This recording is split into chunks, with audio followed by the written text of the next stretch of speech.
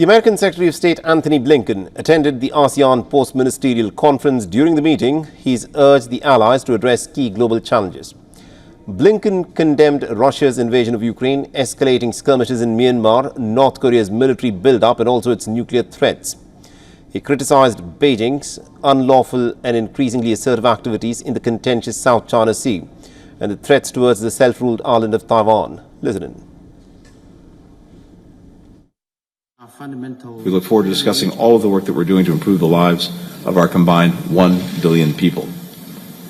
As we take stock of this affirmative agenda, we also have to work together to address challenges to this shared vision, whether it's Russia's illegal invasion of Ukraine, the DPRK's nuclear weapons and ballistic missile programs, the ongoing and heartbreaking crisis in Burma, or the PRC's escalatory and unlawful actions taken against the Philippines in the South China Sea over the last few months.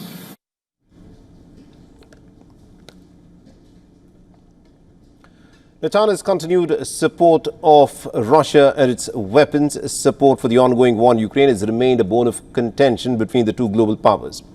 Although Blinken specifically singled out China's recent actions against its defense ally, the Philippines, in the South China Sea, he hailed the success of the deal signed between China and the Philippines a week ago. This particular deal has allowed Manila to resupply and to rotate its Marines on the second Thomas Shoal without confrontation with China. We are pleased to take note of the successful resupply today at the second Thomas Shoal, which is the product of an agreement reached between the Philippines and China. We applaud that and hope and expect to see that it continues going forward. During the meeting, Indonesia raised the issue of Israel's campaign of bombing in the Gaza Strip. The Indonesian Foreign Minister Marsudi urged the countries, including the United States, to push for a permanent ceasefire in Gaza and to ensure uninterrupted flow of humanitarian aid, as well as the recognition of the Palestinian membership at the United Nations that has been vetoed by the Americans. Marsudi insisted that the nations, quote-unquote, cannot continue to close their eyes to the dire and catastrophic humanitarian condition in the Gaza Strip. Now, Blinken responded that the United States of America, which, remember, is supplying Israel with all the weapons that it is dropping at the Palestinians, apparently is working every single day to achieve some kind of a truce in the Palestinian enclave. Colleagues, while we enjoy the ASEAN-US good relation, our partnership should also contribute to global peace and stability. We should be the guardian of the international laws in a consistent manner. When we talk about respecting international law, it should be applied to all.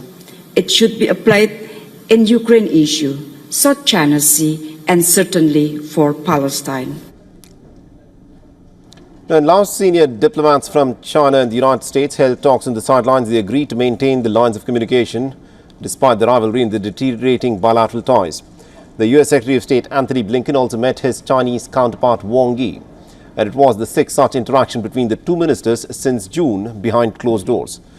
Now, ASEAN in Laos was the first leg of Blinken's Asia and the Indo-Pacific trip that includes Vietnam, Japan, the Philippines, Singapore and Mongolia.